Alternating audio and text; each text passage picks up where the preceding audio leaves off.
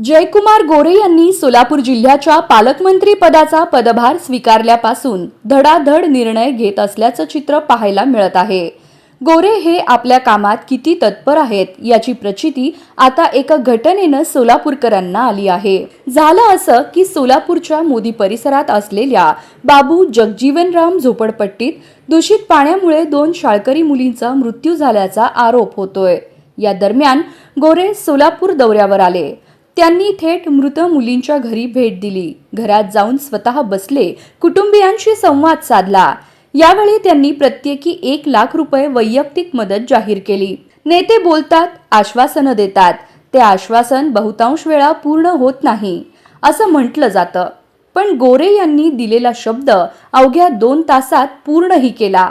गोरे यांनी आमदार कोठे यांना 2 लाख रुपये देत ममता म्हेत्रे आणि जिया म्हेत्रे यांच्या कुटुंबियांना देण्यास सांगितलं।